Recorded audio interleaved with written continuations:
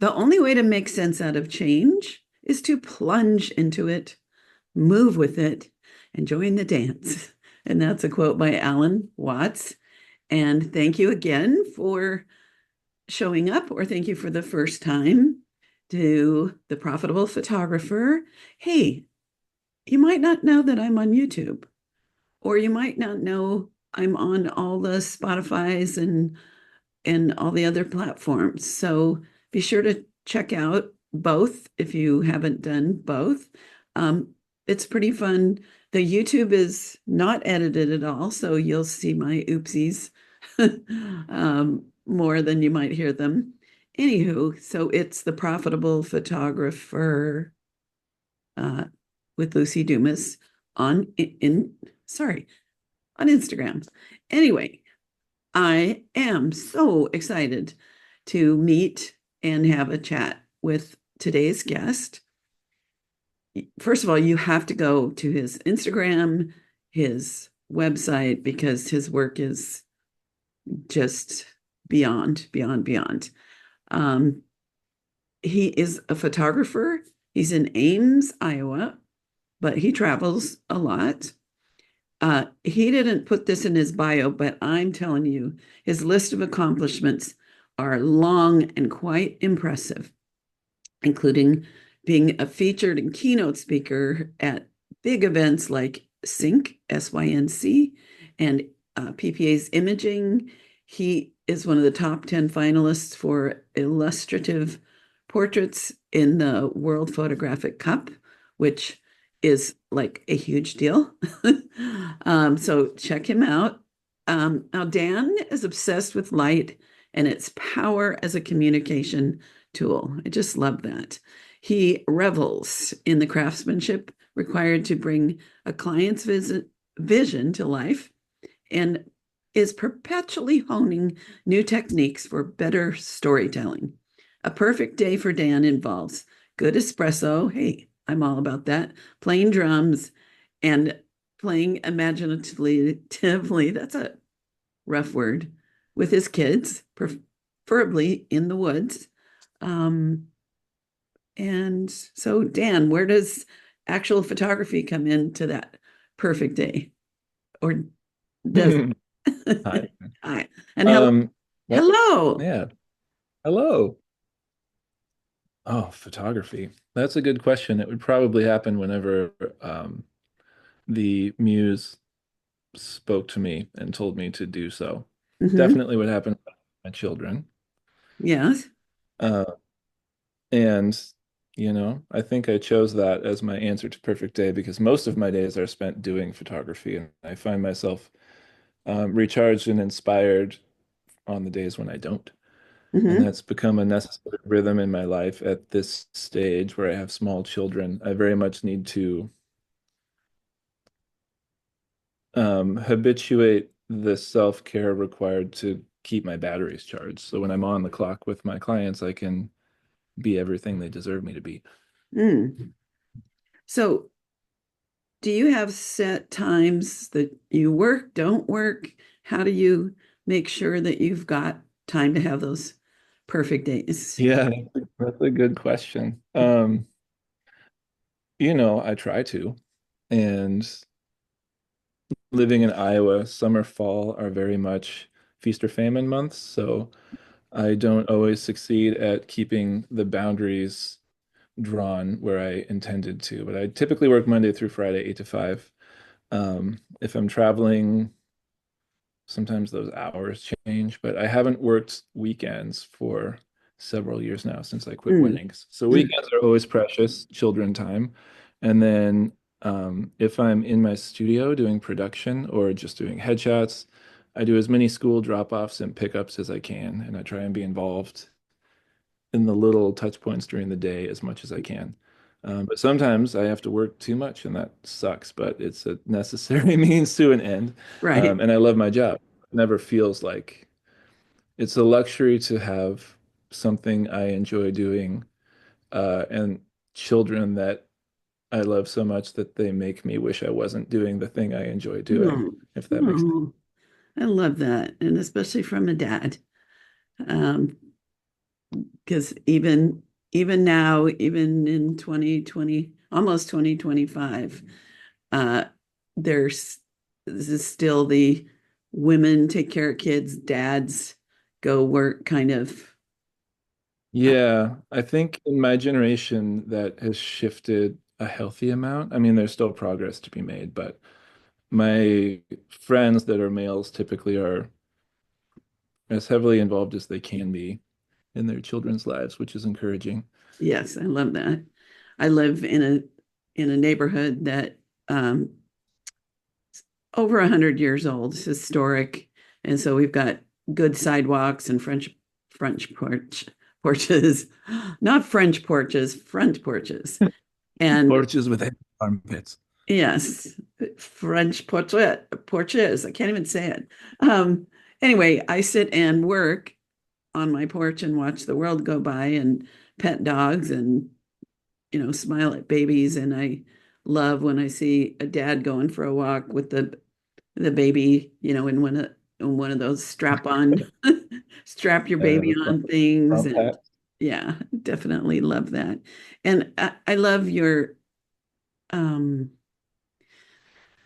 I think that in the history of the sort of division between women's responsibility and men, I think men have missed out so much on the joy of being with children and being with your own children. So I love that as you have been able to, that you prioritize them, um, knowing that then you get the joy out of it because kids are awesome.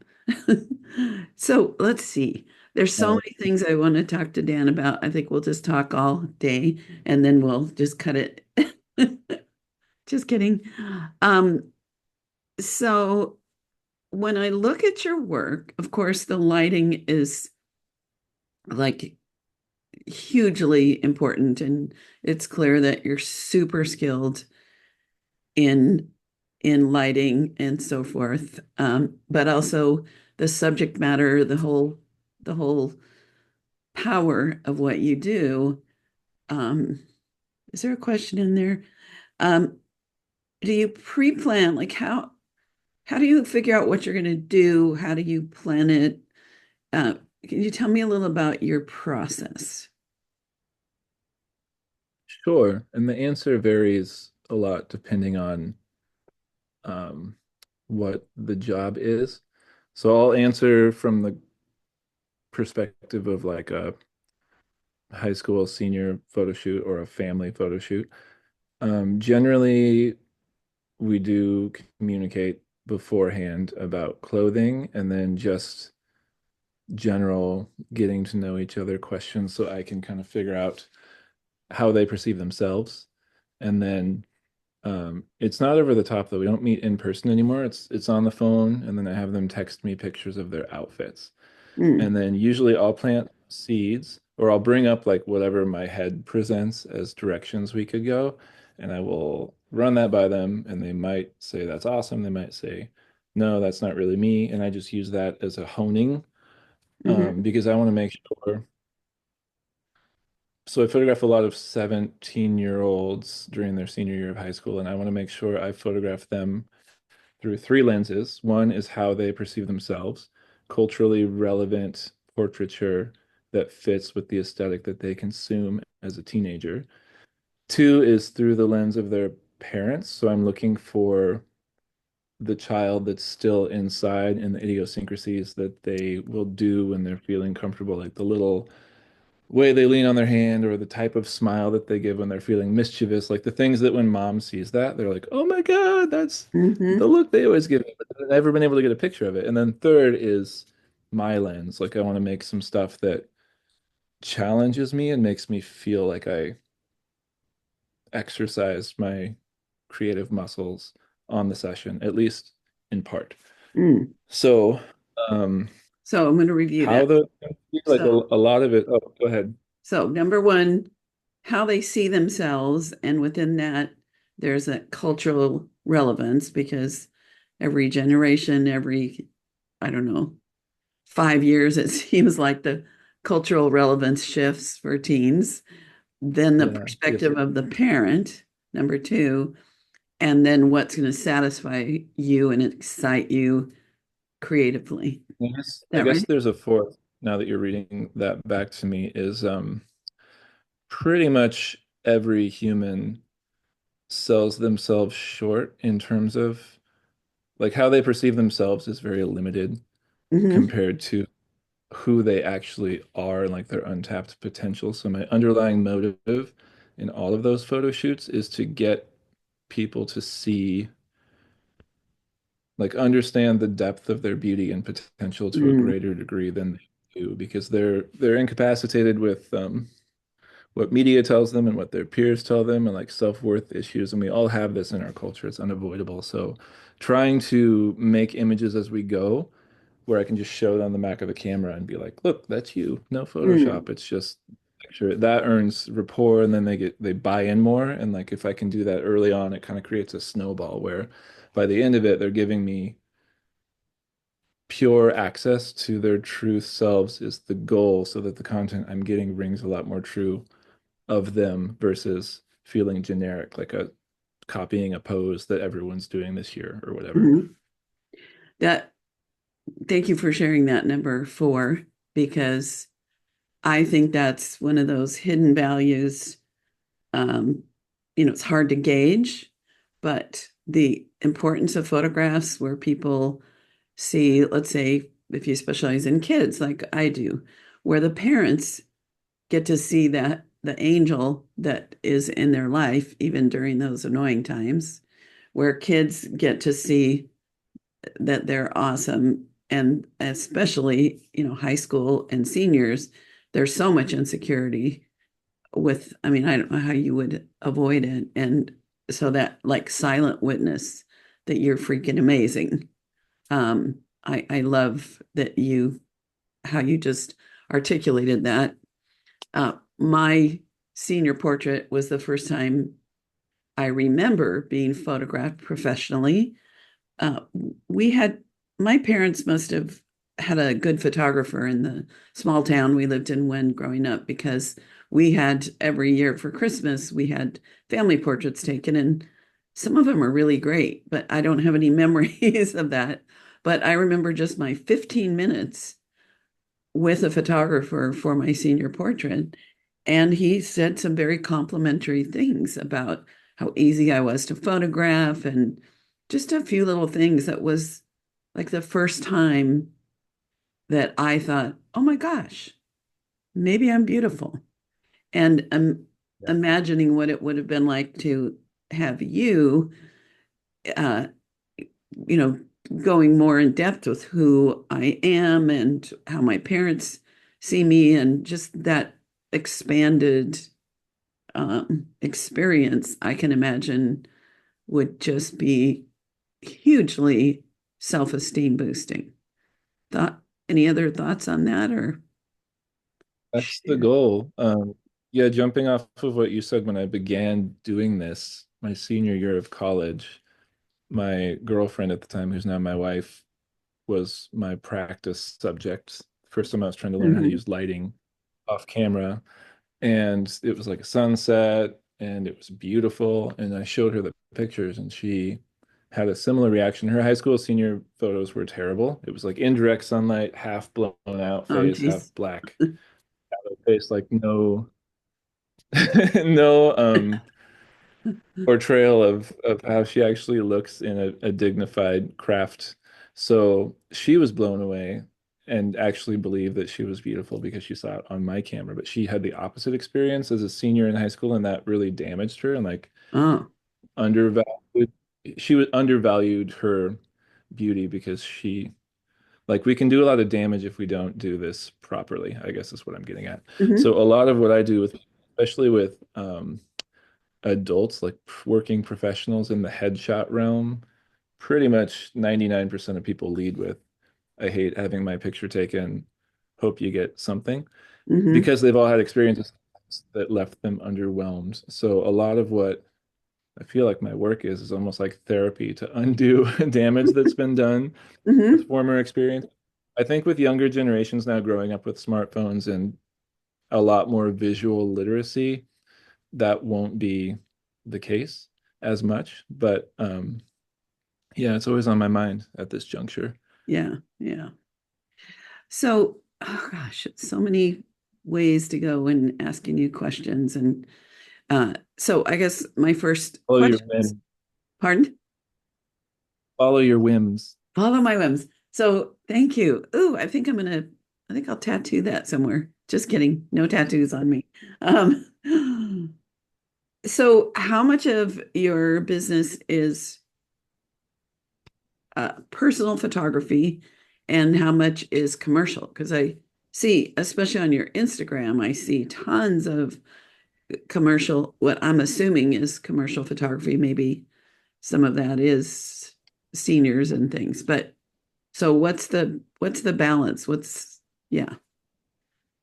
I have to look after this year is done to see where the ratio fell. It was like I had crossed that 50-50 threshold to where more than half of my work was commercial last year. But then this year was a really slow year for the advertising world. Hmm. So I shifted back heavier into portraits this fall and did a whole lot of them. So it kind of varies from year to year. I've always had the goal, like when I very first began this job, I was a musician and I loved reading Rolling Stone and Alternative Press and Spin and the music magazines that had all these pictures of the artists I loved that were whimsical and brash and vivid and just like fun and artistic. And that's kind of what's always been in my head as the first images that made me feel like photography was really cool. Hmm. And then I had to make a living and provide for a family in a mid-sized town in Iowa. So I had to step into markets where people are willing to give me money to create. So I've always kind of channeled that vision through what people are willing to pay me for.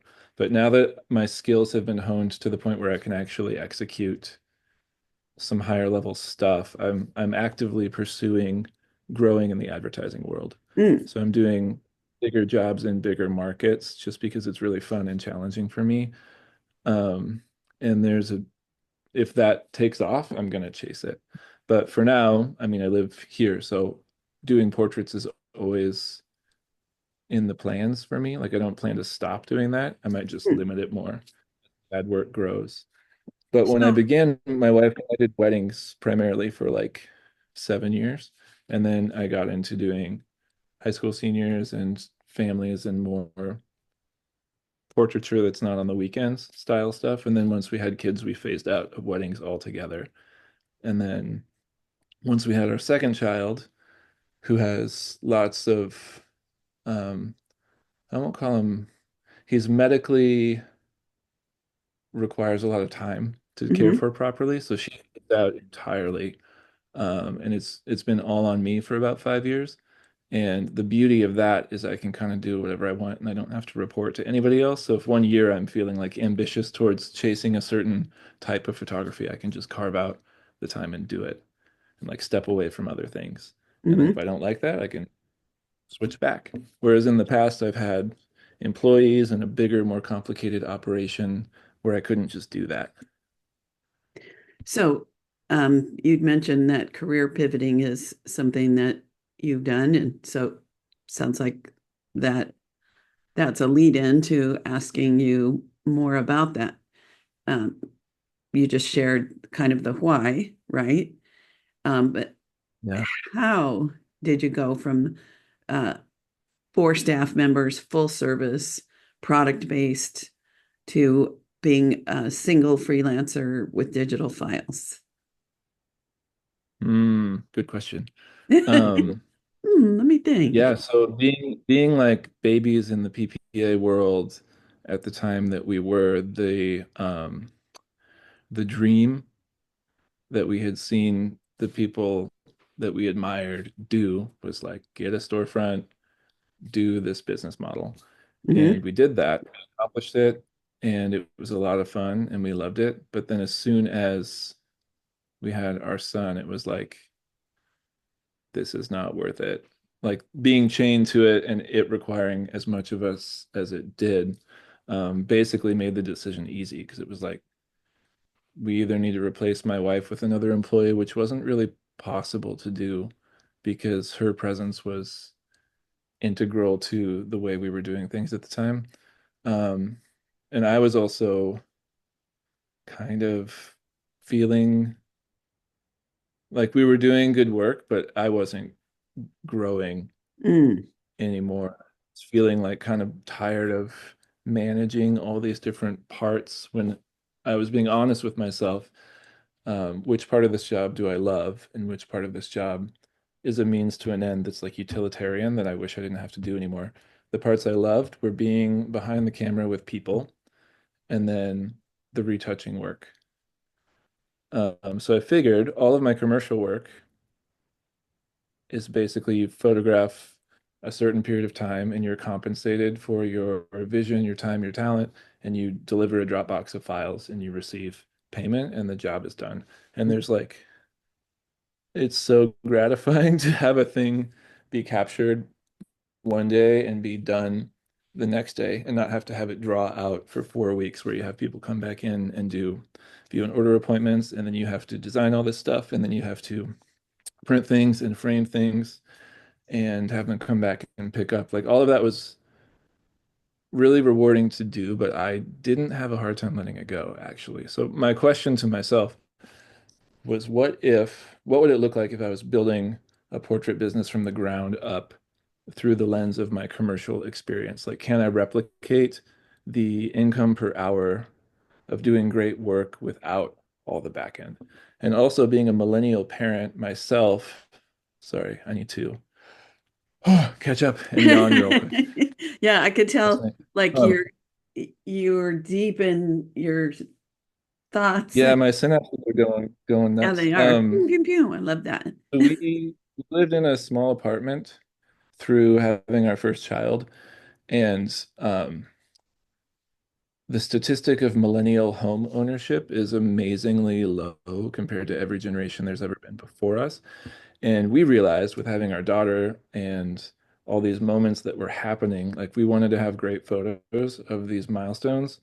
And if we were hiring ourselves, we wouldn't be able to do so without the pressure of like redecorating our home in order to get the pictures.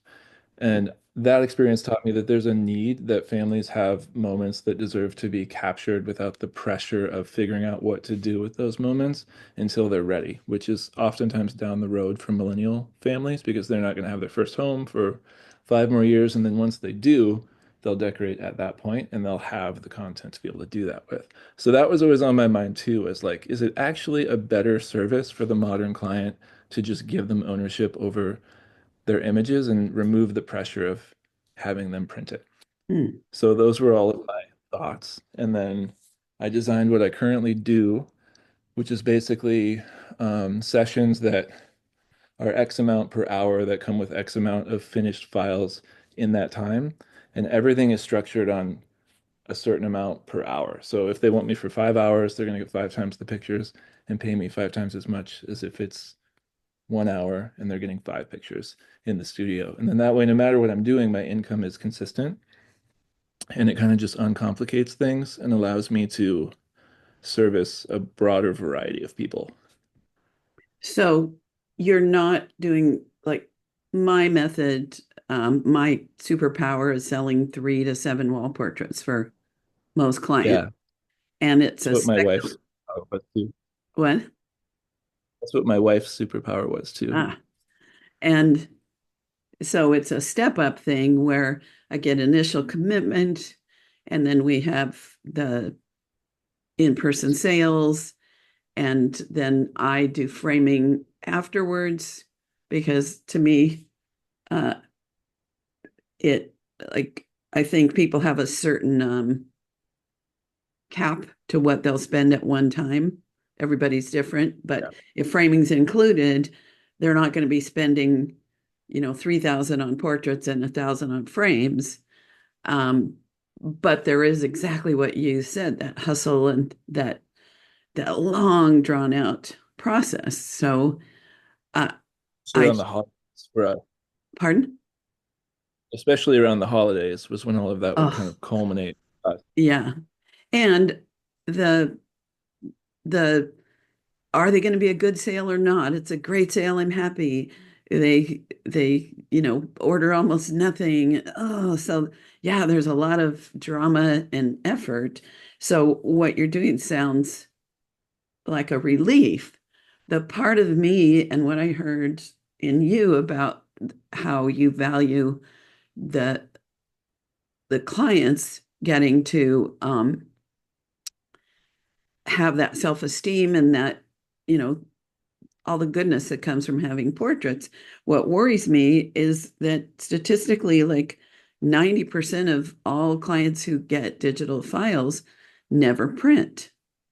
And so that, as a person that cares about those kids and those families seeing the portraits on the wall, um, how does that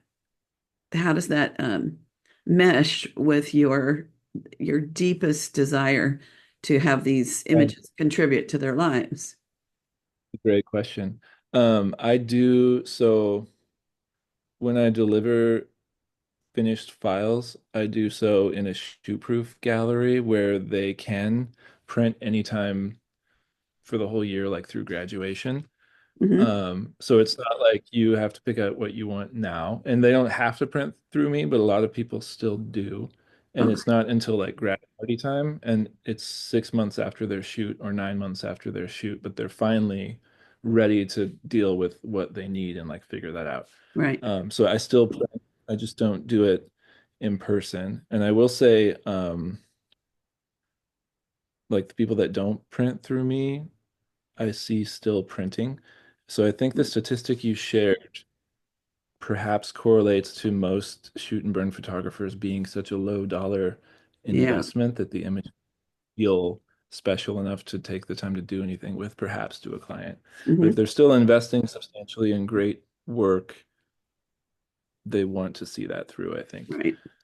So So if I was, I'm curious what my own statistic is, but I did I, have to come to terms with the fact that I might be making this and like it may never live tangibly.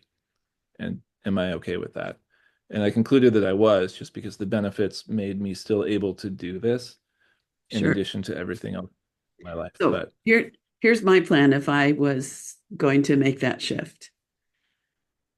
They would get as a gift two sets of 5x7s from the major, like I'd probably have AI help me with that at this point, but like 30 images and do two sets of 5x7s, which is going to cost $40 maybe, and a wall portrait up to a 24x36. And that's just a part of it. And they're going to get that. But taking the hassle hustle out of it, or, as you said, you have this hourly. So, I don't know how I'd work that out. But I'm I'm so passionate about like grandparents getting some pictures. My niece, she's my great niece, got married in May, and yeah, there's been a few pictures posted online, and I'm sure the photographer has given her a gallery, but I haven't seen it, and I want to buy some pictures. So, um, anyway, so that's my little like, what would I do if I wanted to have the advantages?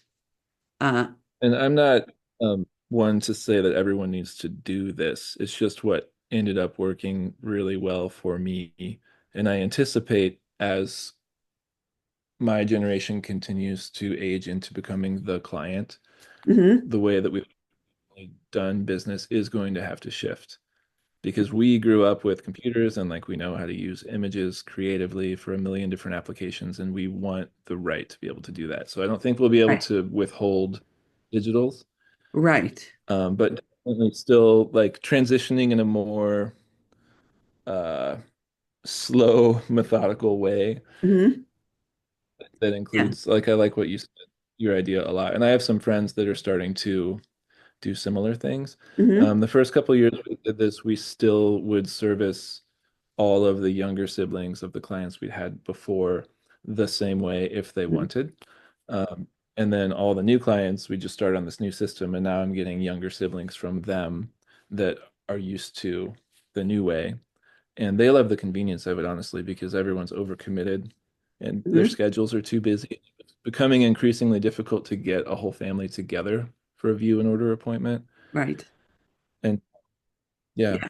Yeah. So are That they being that's serviced my less well? Absolutely. yeah. But it's compromised. So Yeah. It's just my hybrid way of satisfying that part of me that loses yeah. sleep at night wondering if they ever printed those. And also for Right. me, I'm motivated by being able to see their reaction when they see them and to have my work printed. There's so much joy when it comes Yeah. in. But, time for dollars is also an important factor. So I love, Yeah. I think if I didn't have the desire and the time commitment wrapped up in the commercial work that I do, I would still do it your way. mhm. Or But I might hire somebody like that's great at sales just to do those sales and get it work on commission. But yeah, I yeah. still have to do all the back end work though, album Mhm. design and collage design and framing, and I don't really miss that No. Yeah. personally.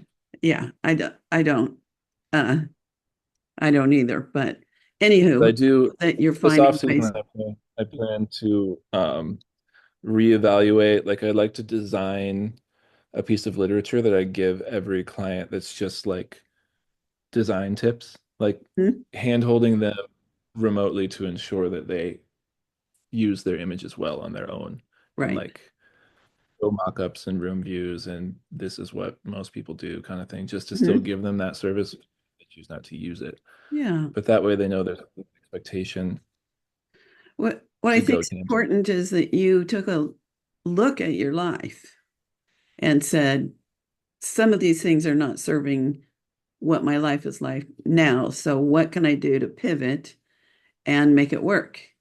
And Yep. definitely commercial photography, my understanding, if we're doing it right, is time for dollar can be much more rewarding with commercial work. So, Yeah, A, depends do on you the think, size of the project. okay. It's all priced on value. So like if we do a headshot for a local bank that's a billboard that's only going to be in my community, that kind of has a glass ceiling on how much that time can be worth. Hmm. Versus if I'm doing a headshot of an NFL player for a national brand that's going to be on billboards in dozens of places, that time has a lot more value. Like you can get a lot more for that time because the client will be making so much money off of what you're giving them. So you're kind of getting a slice of the percentage of the value that you're creating for the client. So Right. the bigger the fish, the bigger the piece of it that you get. Hmm. That was a that didn't come out as eloquently as it sounded in my head. I get it. Yes. Now anyway. I'm thinking of fish now. So what is really the difference in how you shoot? I know marketing is different, but the difference between commercial work and personal work. Um, I mean, from a craft standpoint, like the techniques I use are not really different, which is why my portrait work looks so commercial, is how people describe it. Because I've honed a lot of lighting chops on commercial sets that now I can Ah, just replicate portrait clients, and it has a okay. coherency between the two. But on a commercial set, I am creating the finest form of a client's vision, and on a personal set, oftentimes my client has no vision. They strictly want to be interpreted by me. So I am the art director and the photographer on a personal shoot, and on a commercial shoot, I am just the photographer, usually working with Okay. a team of people that have vision, and I'm facilitating that. Does that feel less creative to you? Are they figuring And out all the lighting and everything, or no, yeah, they never go into, they might have reference images that show a style that's like what aesthetic they want to capture, but figuring out how to create that is solely on me. So I'll get sold to a client saying we're going to make lifestyle images with this aesthetic. and then we'll go into the client's hospital, and it's got all fluorescent lights and the rooms are beige and nothing is attractive on camera, and I have to figure out ways to make it look attractive through lighting and doing all the stuff to match the aesthetic that was pitched. So I'm told what we're shooting and where we're shooting it, but figuring out the best way to do that is on me. And Mm-hmm. then I tether, so I'm getting feedback from the client. So basically, I'll problem solve the best solution, and then they sign off on it because they're seeing it visually as we go. Or if they're not feeling it, then they'll give feedback, and then we'll modify it until they're feeling it. But I do actually love the creative collaboration piece because I've worked alone in my portrait studio for 5 years, and sometimes that can get a little bit isolating, and it's really actually energizing for me to be around other creatives, even if they're not photographers, like working with a Mm-hmm. designer, creative director.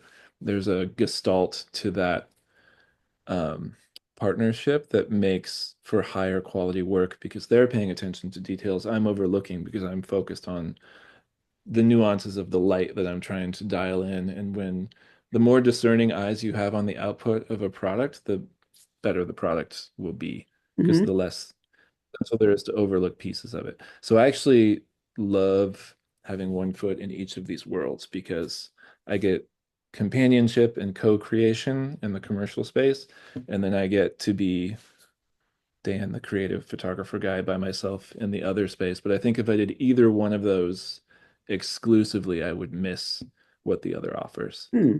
Well, I love that. So specializing isn't really necessary for you, other than you do have a special look to your work, a special style. Like, would you agree that there's a consistency? Uh, Yeah, definitely. And I am actively working to evolve it over time.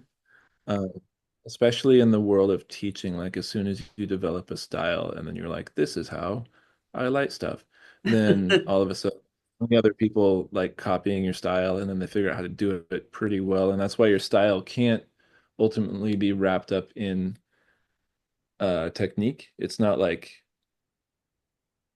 what am I trying to say? So my style is predicated on like exploiting the truth of my subject, and dignity is the undertone of my style, whether that be with natural light or with 15 strobes or with whatever look we're doing. There's like um, an unguardedness or like a believability to what the client is exuding as far as their energy. And then that's captured very tastefully in terms of technique. But mm, I think that I'm kind of a Swiss Army knife of technique. Like I can execute pretty much any visual style anyone requests of me aesthetically, but doing that with a consistent quality across the board and leaving space for the client to be connected to properly, that's like the crux of the whole thing. mm, So I'm also to preface or go off of what you said about me not needing to specialize. I am definitely easily bored and like ADHD and have a lot of traits that maybe make me someone that shouldn't be emulated by someone that's not wired like me. But absolutely, if I did the same thing over and over for 40 years, even if I made a ton of money, I would hate my life. mhm, So there has to be some like spontaneity in the process for me to thrive in it. right. I relate to that. Part of why I didn't open a big studio, um, doing family portraits in studio is it felt like I would too easily get into burger flipping, basically, good quality Yeah. burgers. But I do a lot of outdoors and I use a lot of light that I can find naturally. I don't call myself a natural light photographer, but photographing kids and chasing them around environments, I'm held back creatively if I have to make sure all the lights are a certain way. And I love the spontaneity. Even we have this beautiful park in San Diego, Balboa Park, and the buildings are patterned after Seville, Spain. And I Is get, that what's behind you on that canvas wrap yes, with the archway?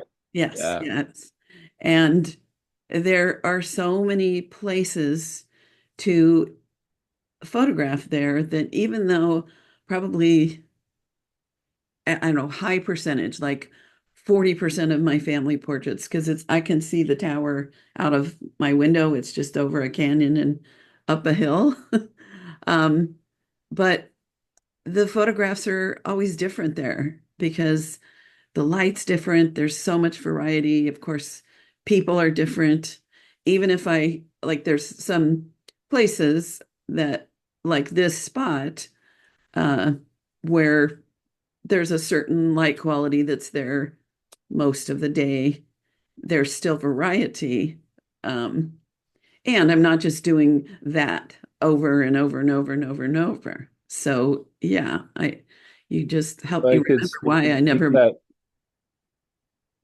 or sorry. I would like to recite that back to you through the commercial photography lens, where what you are doing is nature is your creative collaborator, your art director, and it's giving you Exactly. a certain to work with, and you are making the most beautiful art that you can within that parameter, whether it be an overcast day that opens up frames that you wouldn't get on a sunny day, or a sunny day that gives you shadows and rim light that you wouldn't get on a overcast day. And that's your spontaneity, and that's like the spice that gives you makes your muse come alive My and meat, chase my meat what?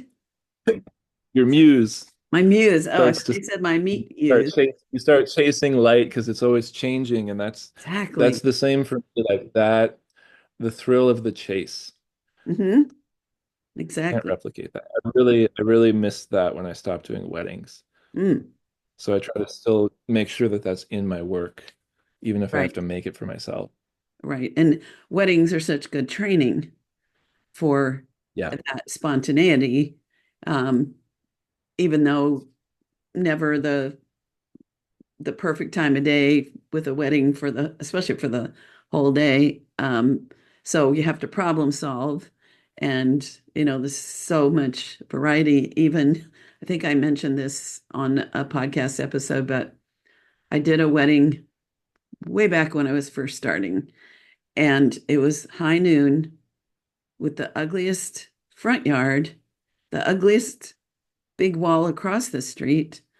The little house was full of stuff, so I couldn't shoot in there. Um, the arch was overlooking the neighbor's yard that was full of old cars. Um, but I found one speck of shade just under a little eave to do portraits. And it wasn't my job, or I never would have booked it if I'd met the people and so forth. But it was when I was new and I was shooting for another photographer. And even then, like the the photographer I worked for was amazed at what I was able to do, because he met me there so he could scout it out, and he was just like, "Oh Lord." But yeah, we got to work with what we have, and that is, the creative challenge that can be, yeah, a little scary, but And exciting. that feeling though, when you find the solution and you solve the problem, that feeling is so good. Yeah, yeah. It, I did a shoot up in the Sacramento area in the fall, and when I scout, I'm always like, okay, where's it like going to be at this moment, and then where might it be, and where might it be?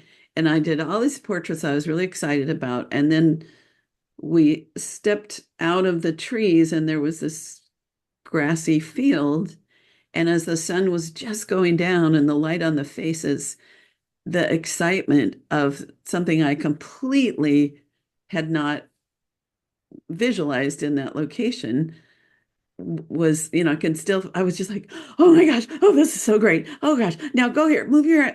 Oh my God, I can't believe this. And yeah, it's exhilarating.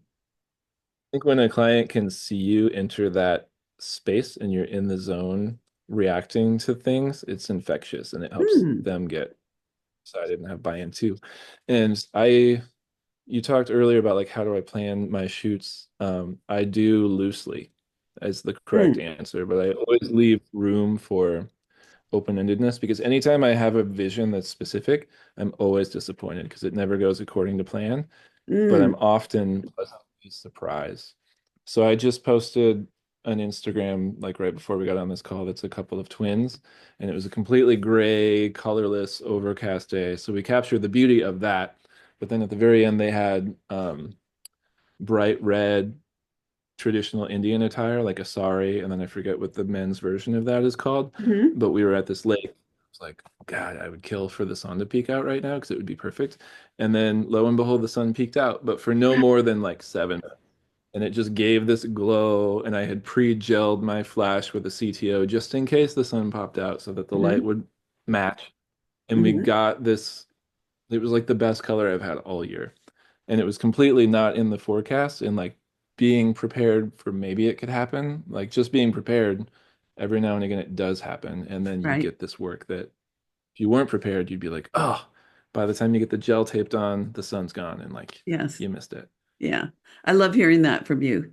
Um, I realized at one point that there are people who are cr- planners and people who are finders, not that we're all one or the other, but I would go to classes and PPA lectures and things, and there'd be a teacher that like planned every little light, every little thing in advance, had a whole vision, sketched it out, and accomplished it. And I would feel like, oh my gosh, I wish I could do that. That's not my thing. It's not You're exciting for fine. me. What's wrong with me? And then when I realized, oh, I'm a person, and what I hear is you're like this as well, where you get some ideas, you get good raw materials, you've got a plan, but then you're open to discovery of what else is there for you that we couldn't have planned. So I thank you think for sharing that. ultimately if your work is going to enter the realm of art and it involves collaborating with other people, you're not going to give room for the universe to like throw some magic sauce in between you if it's all pre-planned. You know what I mean? Hmm. Maybe that, but it feels like there's a an energy that you lose if it's Hmm. overplanned. And yet, I see a lot of award-winning, beautiful images that I'm willing to bet were planned and designed in the mind of the photographer before, Right. and that it turned out the way they visualized. So I think there's space for both. Depends on what we're doing, who it is. Right. But in that But collaborative, I would argue that if you're viewing the value of the work, the most important value of the work being what it means to the client, both in terms Mhm, of experience and memory, that still having that energy of authentic creative zone during the photo shoot, mhm, like they're going to look at the image and value them so much higher than if it felt rote and mechanical and pre-scripted. Like there's a, even if it wins a big award at PPA, that's, in my opinion, not the greatest definition of success oh, I love that. in the purpose of a picture. So if that makes you feel any better about your way. I Oh, agree with you that both are valid, and I have to do very planned, scripted work in the commercial space all the time. So I sure. do both. I feel like there's a sweet spot where when they come together, that's like the highest form of Mhm. my work. Yes. And I And no longer, once I realize there are planners and there are finders, and I'm a finder, I stopped thinking I wasn't doing it right. Now, people that are doing images for themselves or for competition, how does that fit in your thinking? Because I love what you just said, just to reiterate that to you, the highest value is what it means to the client.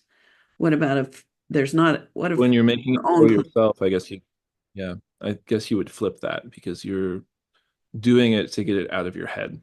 Mm, So being true to your vision is the highest form of success in that context. I haven't worked like that for quite some time. I did for about 5 years early on. I would make pieces just for competition to get them out of my head.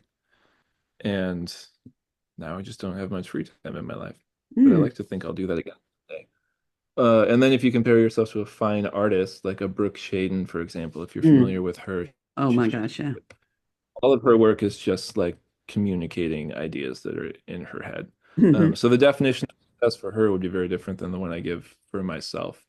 So I guess it's important to remember that we are the ones that determine what success is to ourselves, and Uh-huh. it's not really helpful perhaps to try to adhere to other people's definitions of success in our own work. Right. I love it. Oh gosh. I'm so excited that Huh. you're coming to San Diego in February. If anyone's like, I want to spend a day with this guy and an evening, come to San Diego, February, I think it's the 12th and 13th.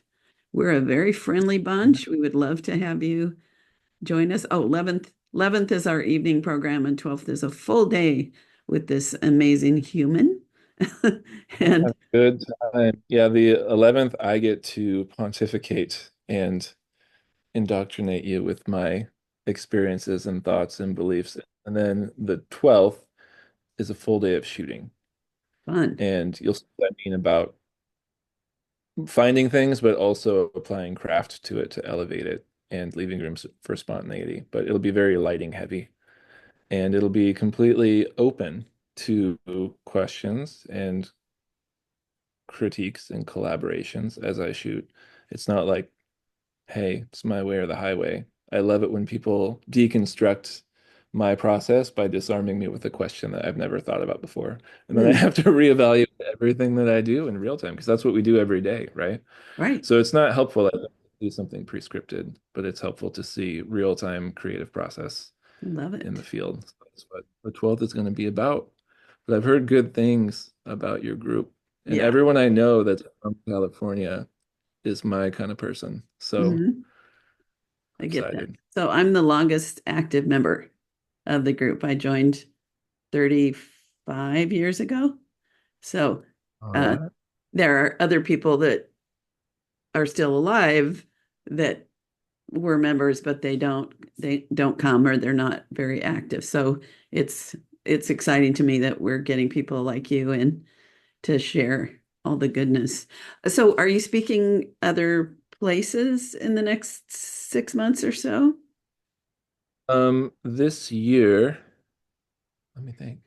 I think the only other place I'm speaking is in Omaha.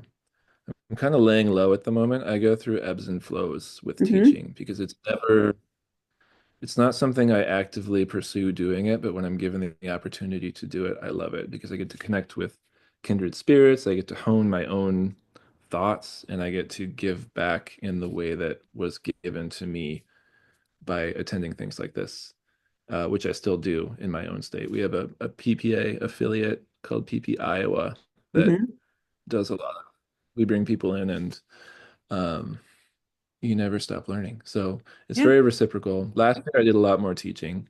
Oh, I am doing one more. Ah, I knew Yeah. it would come to me. I rambled for long enough. I'm teaching in Salt Lake City at the Fusion Workshop, which is put on by Jen Lewis. I taught with her last year for the first time, and it was super fun.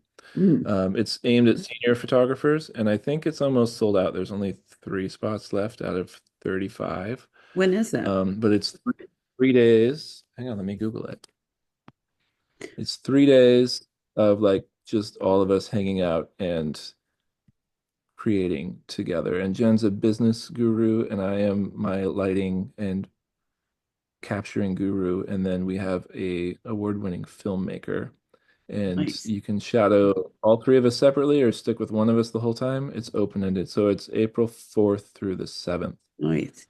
So in it sounds like Salt if Lake. someone's listening that's like, oh my gosh, I'd love him to have him come to our state or our city, that you have some openness to that if people ask and it feels like Always open to considering it and looking into making it happen. A lot of times at this stage of my life, I end up not being able to, depending on time of year and like sure.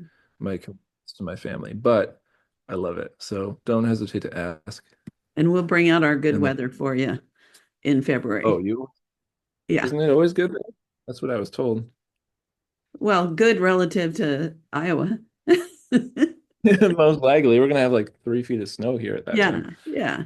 We have our cold, like in the summer, I wonder why I own so many sweaters. And then in the winter, I'm like, why do I have so many short sleeve or sleeveless tops? So yeah, we have our, That's spectrum, right? Sleeveless top to sweaters, and here your spectrum is like no shirt because it's 115 degrees to like full body snowsuit, negative right, 50 tundra.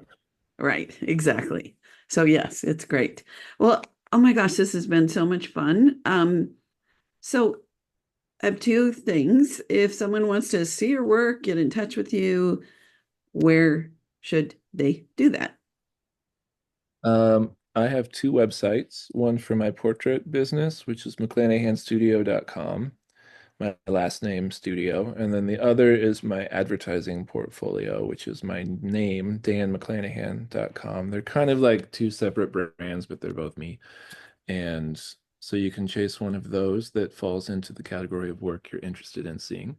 And Okay. then Instagram is where I am active. I don't, I'm on other social media platforms, but not consistently. I don't Right. check them a lot anymore because I check them way too I much know.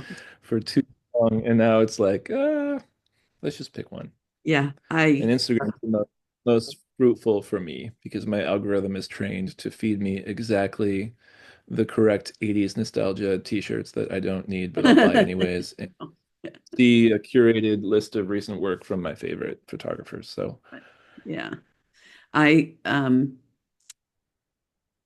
think I've been scroll death scrolling too much because I dreamed about being on my iPad the other day and I was like, yeah, no. I need to back off. it's hard, though. It's hard. Didn't it get deemed a controlled substance that's dangerous by the Yeah. FDA this year? Yeah. Yeah, since they put So, reels on Facebook, that has been the like, oh, that looks fun. And then, oh, I really like her. There's this actress named Clara that looks at what people cook and just her expression is just freaking hilarious. And oh, wait, I love that girl that snowboards with her dad, and you hear her going, wee. And it's like, stop, stop, stop, stop, stop. Yeah, long ways. tempting. Yeah, that's a whole nother podcast to It do. is. Talk about Okay, last photography question. ethically. Either is there something that you might think, oh, I wish I had shared a little about this, or just some parting thoughts for us you'd like to import? So the floor is yours. That is an open-ended and good question. I would like to validate and applaud everyone listening to this because we need to be frequently reminded that what we do for people is extremely important and it's not easy. And if you're on this journey, stay on it, Hmm. especially if you're feeling burnt out or discouraged, because we need you as a society. And no one is ever where they want to be, I believe. When I've gotten to the point in my career where I've become peers with artists that I admired for 10 years before getting to meet them, and suddenly I'm on stage with them at PPA, um, meeting who they actually are, like they're all the same as us. We all have our own insecurities and things we're dealing with, and challenges and strengths, and we're just big mishmashes of whatever we are. So don't lose heart and show up every day and push yourself. I'm a big believer, like the only reason I'm as good as I am now is because I practice. So don't wait for work to come to you. Just make it if you've got free time, because that's how you're going to grow. And that's how things are going to reciprocate and come back into your lap someday. I believe that. Get involved in your communities if you're not. We didn't talk about personal work, but I carve out time in my life to make sure I'm shooting stuff that I feel passionate about just so I can grow and just to feed my community in a way that's reciprocal. And I think there's a lot of value in that too. So if you're only working to make as much money as possible, you are missing out. And yeah, Hopefully that's a good answer. Good I don't stuff. know. You All just good sent me out stuff. the title there. I think somebody could listen to that every morning for about a month. Just that part, their life would be changed. So thank you so, so much, Dan, for Lovely meet. staying us. Lovely to meet you too. Looking Um, forward to it being soon. Looking forward to what? Meeting you in person in a few months. Yes, I normally don't do the full workshops with my group just because they may be things I'm not really doing anymore, but I'm definitely going to sign up just to be hanging out with you for a day for Oh, sure. sweet. Yeah. Look forward to that. So Maybe remember, we can go to the park you mentioned. I'm sorry, say again. We can go to the park you mentioned with the Spanish archways. Yes. If you're staying if there's a little extra time to just meet up and do that, that would be so much fun. So everyone remember to stay tuned to my quickie wrap up, although these pearls of wisdom from Dan are hard to summarize, but I'll do a little of that. And so thank you. ADHD. Yeah, I think it's just a rich mind full of imagination. That's what I think. What you mentioned earlier about children, that's the best part about hanging out with children, by the way, Yeah, is a reminder to tap into our imaginations because they're right. still there. We just don't exercise them. That's why they're my favorite subject to photograph, especially at the ages before they get the cheese face, is that Yeah. they're still like up till 6. That I get things I never would pre-plan because it's coming from the collaboration between the child and myself. So love that. All right. Well, thank you so much for being on this show, and I'm super excited to see you in February. I would say my pleasure, but then I'd sound like a Chick-fil-A employee. So I'll say, rock on. It's been fun. See you Okay. soon. Well, I loved our conversation, and his mind is so full of imagination and inspiration. And um, yeah, I have a feeling you all enjoyed that very much as well. Let's see if I can do some quick summary with my notes. I'd ask him about his process, and he said with families, there's 4 things. One, he finds out how clients see themselves, and if it's a senior, they share about what he called cultural relevance. Number 2 is if it's especially if it's a senior or a family, I'm sure he gets the perspective of the parent. What do they see about their child or children? What do they want to see? Then his third is satisfying himself, planning it so that he has a fun and challenging session.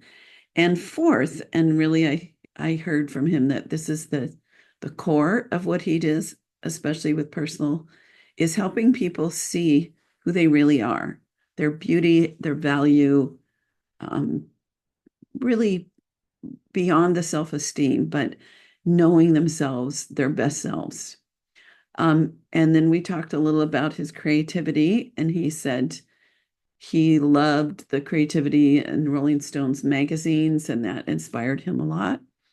Um, when his when he had children, and especially one that needs extra attention, he changed his studio from a busy one with 4 employees to being a solopreneur, so he could have a lifestyle that fit him, that he enjoys, and make the same income.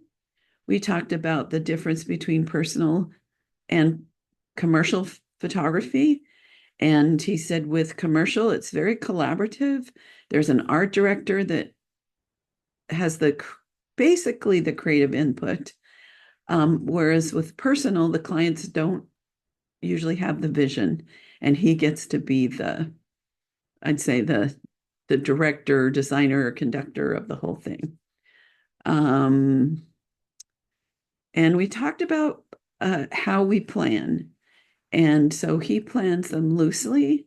giving room for surprises. So if you see an image of his, it isn't necessarily something that he decided it was going to be that way, but he had some direction and then, you know, kept his eye out for ways to do something surprising. And his final thoughts are, first of all, that what we do is important and that we will never be finished or perfect. Even people that he's met on the speaking circuit that you would think had it all together, they're just humans doing the best they can. So he says, show up every day and push yourself and go out there and make work. Don't just sit around. So that's it for now. And I hope you enjoyed this. I know I loved meeting him and this rich conversation. So thank you all. Bye for now.